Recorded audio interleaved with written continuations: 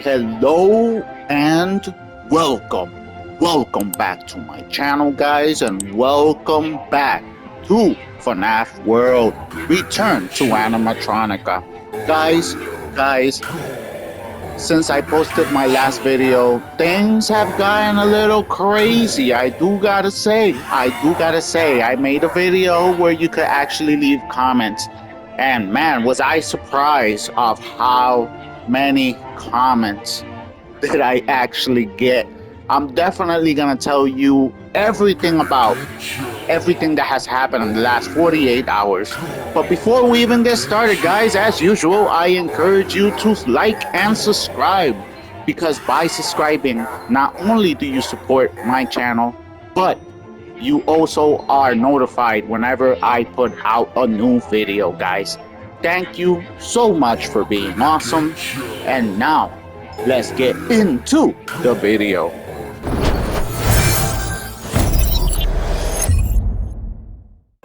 So in the last video I did, I actually activated the comments because I made it a non-kids video. And so many of you reached out, and so many of you, it's like I say, you guys are awesome. Thank you guys for being awesome. Nothing but support and good comments and information I never knew about. I like, do you remember Hoodlin? He was kind of a limited boss where you had to do a hard quest finding Easter eggs and clocks. In those eras, after I collected all of them, you go to a virtual boss area and a wall would open behind you. That sounds awesome, actually.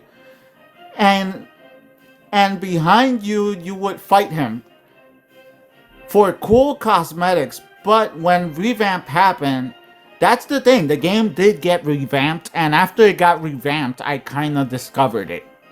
Unfortunately, I wasn't here in the beginning. But dude, so many people, like I say, so many people of you have reached out. You guys have been so awesome, telling me so many amazing things that I didn't know, and being so positive. I appreciate all of you and all of you supporting me. Thank you so much. I'm definitely I'm actually going and pushing myself to do better, because it's worth it, guys. This is exactly what I'm talking about when I say it's worth it. It's just been very awesome. But not only that, the actual people from the wiki have actually contacted me. Basically, they saw my video, guys. How cool is that? How cool is it that the creators of the wiki, and for all I know, the creators of this game have watched my videos? First of all, I feel very honored and thankful. I'll tell you that. So here's a fun note to add. I was checking the comments. I'm checking them every day just to respond to all of you, because I care, guys. I really do. And I'm checking over here, and it says, yo, bro, check the character page in the wiki. There's a little surprise with a winky face. And I go and I'm like, all right, let's check it out. Unless I'm being trolled, let's take a look. I come to the character page right here, and I'm checking everything, and I'm finding nothing. And all of a sudden, right here in the corner, guys, I see it says Seed of Death, guys. And the description down here says, hello and welcome. Welcome, guys. You know what's funny? It's like 6 a.m. in the morning, and I'm going through the house, waking everybody up, telling them, guys, check it out. Check it out. Everybody is like mad at me first, and then they look at what I'm showing them, and they're like, whoa. So that's so epic, guys. Thank you so much for this little Easter egg. That's so awesome. Guys, this is like one of the best communities in gaming. I'm telling you guys. So here we are, back again in our favorite game. And crazy enough, you don't know the happiness I get. The song of the game has turned into the theme song of my life. Every day, there's a smile in my face when I hear the song of the intro. You know, the intro when we first start off the game. Now, to make things even crazier, to show how the world works, nobody knows this, but yesterday, January 18th, was my birthday. So the craziest thing is that all this is happening and it's impossible for anybody to know that. And it's happening and it made my day, actually. It really, really made my day. It was an awesome birthday present. Thank you so much. Now, crazy thing, since last night, these artists have been in the game. The creepiest form, guys. In the creepiest form. I was here last night, Saturday night, and I was actually playing the game in VR. And it was awesome. It was awesome. And actual some of the artists came in the game and actually recognized me, did a little shout out to me. And luckily enough, I was in VR that I managed to actually see him talk to me, because usually I play on my console on my console and I don't see when people write. I actually don't see when people write. The console has so many restrictions and roadblocks in general. And I just happened to be in VR and see him say hello. And I tried to say hello back. I just couldn't figure it out, guys. I just couldn't figure it out. There we go. Here we are in FNAF World VR. That's why I have this thing right here. And here's the song that makes me so happy. The intro song. Here it is. And if we press start, we could choose our character. The game works perfectly. Perfectly in VR. That's how far I take it. I actually took out and dusted off my Quest 2 to play this game. I needed the next level of immersion. And here we are inside FNAF World VR, guys. And there's my boy Games Spring Bonnie right there in the flesh or in the pixel, however you want to put it. There he is, guys. There he is. And there's something special about jumping into the game and actually being here. And now I can see people's text because I usually can't see that because of the console. But in VR, I could see it all, guys. Actually, let me put my cosmetic. I could point to the menu right here, the skills, the menu over here, put cosmetics on, and I'm gonna put my iconic flame. Now, hopefully, I could keep my view steady so everything doesn't look jittery. But it is VR, and I could see everything so awesome. Oh my god, it's a little jittery, I do gotta say. But look at this. I'm here, guys, which is so epic.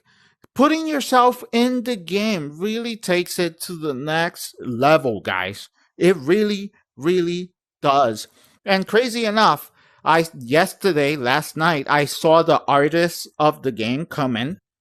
And I think he said that he was the creator he designed Black Light Freddy. And he showed me the Into the Pit character, the Spring Bonnie from Into the Pit, and it's amazing. Now, besides that, guys, he said hello to me, and I was in VR. Little did he know that I was right here in front of his face in actual VR, guys, and that was epic. He had no idea how amazing it looked from my point of view. And I was like, hey, hello, hello. But there's no way they would know. There's no way they would know. And I'm pretty sure they cannot hear my mic. So right here, we could see him right there, and he's saying, "I designed Black Light Freddy, guys," and it was awesome. I was in VR. I got close up, and I managed to see it in actual detail. Look at inside the mouth. It's got the balls from Into the Pit. It was just so epic, indeed. But guys, being in the world of FNAF, like this. You could do so much. Hopefully the video is recording correctly. That's my only worry because I want to do better, not worse. You could actually go inside Didi's shop. I'm behind the counter, guys. Look at this. I'm in here and I could see everything. I could see everything. I could see Didi's fishing backpack right here. I could actually go around the world and look at so many things from a different perspective. And look at these guys. These guys are like what? I would say they're like almost 5 feet tall. Yeah, I mean, probably like 5 feet tall. Look at this. That oh my god, everything looks so cool. Now I'm over here at Strangler's Fast Balloon Shop, and I could actually look at everything super close up, guys. Like, look at this. I could see the fish inside the tank. There's fish right there. I can't exit my radius. Look at this. The frozen fish. I could see it all in details, guys. Look at this. Wow. I do gotta say, this is awesome. This takes it to the next level, and in this point, I could go behind the shop right here and look at his harpoon gun that he has. Where his hat? Look at him. I could really appreciate. Wait, is he a beaver? He has a tail, a beaver tail. Wait, hold up. This is how you could really appreciate the art style they create, all the details. Like, these guys are huge. They're just not tall, but they're huge. And I could look around and see these coins and really look inside the shop. What is even down there? I could actually look behind the scenes and check out. Whoa. I could actually check out what's over here, and it's just the other side of the door. How cool would it have been that is there something back here and that nobody could see, and I just saw it? But why would they even waste time in VR when nobody, it's really rare that anybody plays this in VR. I'm probably the first one to do it for all I know. As a matter of fact, I encourage the developers themselves to try their own game in VR, and they really will see a whole new perspective of the game. Seeing the sky, the trees, the details in their own creations. I'm telling you guys, it's totally worth it.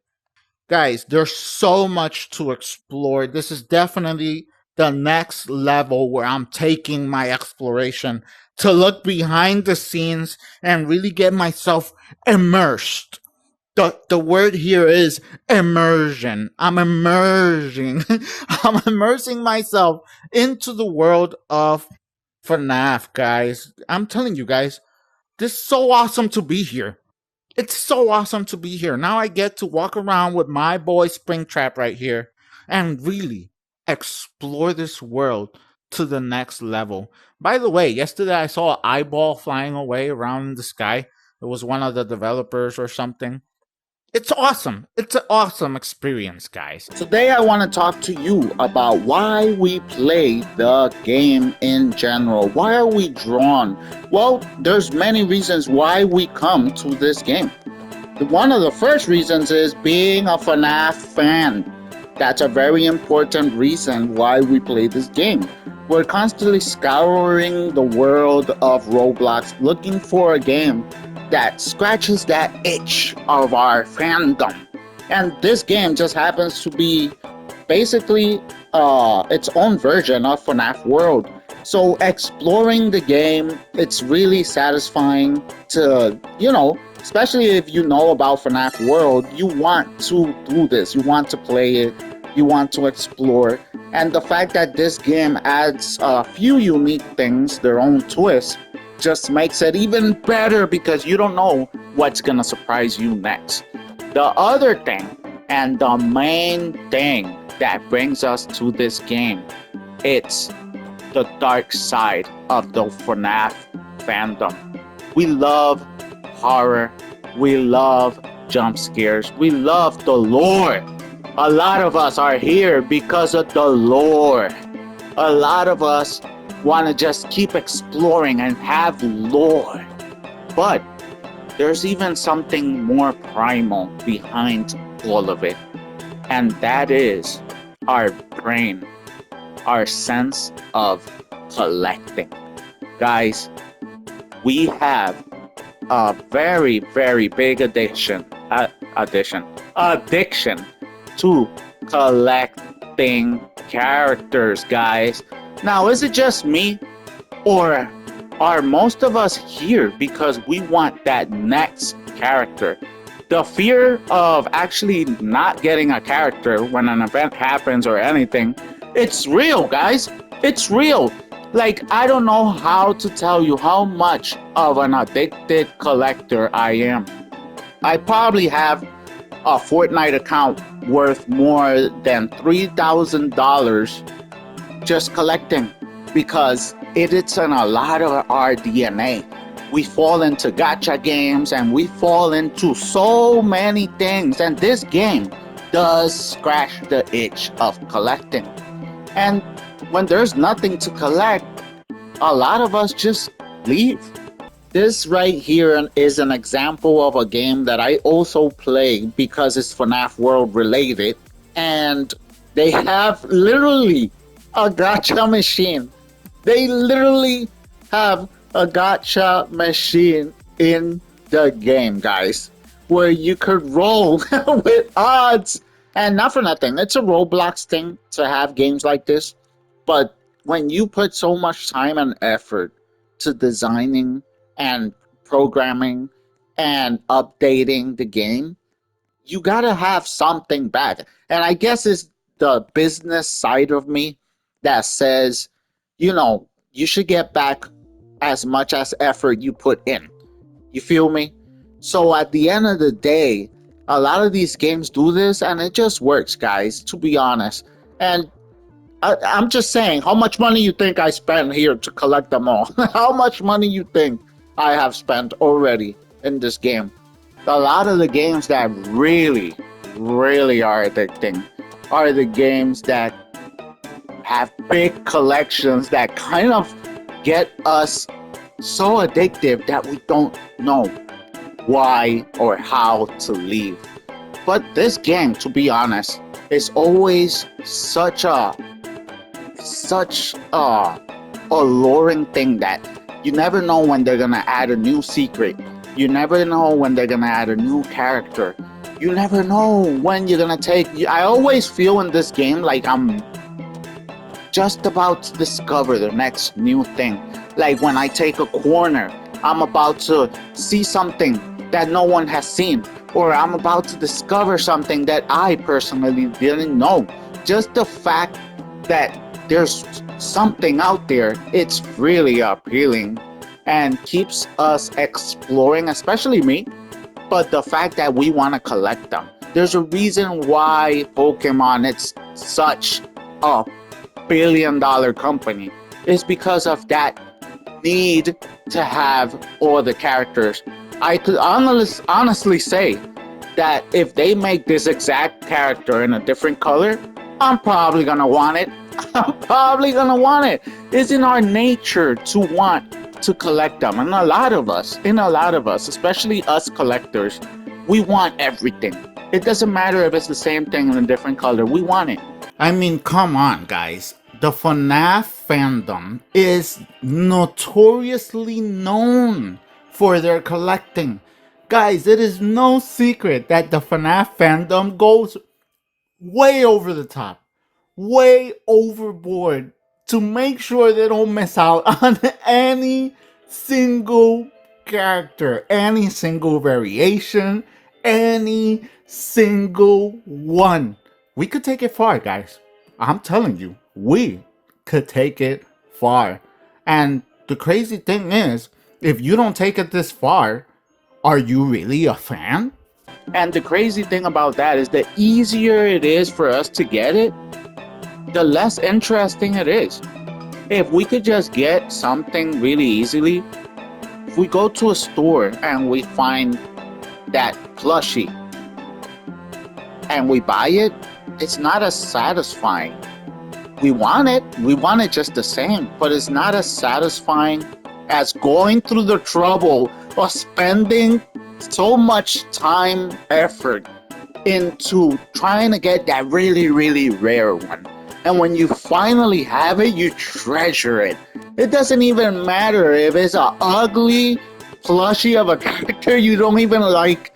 There's something about us, the FNAF fandom, that we go through extreme lengths, time, money, and effort to collect the craziest things as long as they're related to FNAF. We just take it that far, guys. And once we get it, we're so happy about it. I mean, come on. Come on, guys. You are gonna have that and be so proud to have it, guys. And that's just how I feel in so many things, guys. That's why I use, to be honest, that's why I use this particular character a lot. Because to me, it was kind of like tedious to get this character. So I always use this character because not only was it hard to get, I felt achieved when I actually got it. And it has the Roblox symbol in the back. It has a crown. It glows gold. Come on, guys. Come on. And that's why I use this character a lot. Some of the best games out there in my memory when I was younger are those games that I hated. I hated to play those games. And in my memory, they live on like the best games ever. Because I went through the trouble and the hardship. And when things are hard, the journey is so worth it at the end because you actually feel in your whole soul that you actually achieved something worth achieving. That's why hard games are so awesome. That's why things that are hard to get are so awesome because it gives you the satisfaction that you did it. You went through the trouble, you went through the grind, you went through all that hardship and you did it. And when you have it, it's kind of proof to yourself and to those around you that you achieved that you actually did it. And I feel like a lot of us feel that way. I feel like a lot of us feel like the things we remember the most fondly in our mind are those that were the hardest. And to be honest, a lot of my favorite games when I was younger, I never want to play them again. It's one and done because it was such a nightmare to play, but they will always in my memory be such a treasured memory. It's crazy that way. At the end of the day, the reason why we play a game like this, it's not only because we're FNAF fans, not only because we love exploring, not only because we love the lore, actually it's all of the above, but especially the collecting. Especially the fact that us as FNAF fans must collect everything. We will jump through any hoop and nothing will stop us to get them all. Nothing. So when there's a character we're missing, it creates an itch in our brain that we must scratch. To be honest, people like me. And I've been collecting for a very long time, guys. I have Marvel comic cards from 1992, guys. I'm just saying, I've been collecting for a very long time. As a matter of fact, my youngest son is 14 years old, about to be 15. That's just giving you a hint of how long I've been collecting, guys. But this game, I love it. I love collecting it. I love the way it looks. I love exploring, especially I'm addicted to exploring, thinking I'm gonna find the next secret right around the corner. At the end of the day, it's a game I love, it's a game you love, and we're here for it. And we can't wait because we want to collect them all. Thank you guys for watching. Thank you guys for being awesome because you honestly are. Thank you so much to the people from the Reddit, the people from the game. Thank you guys. You are all, to be honest, one of the best communities I've ever run into. Thank you guys for watching, and I will see you in the next episode. Peace. Run! No, no, no, no, no, no.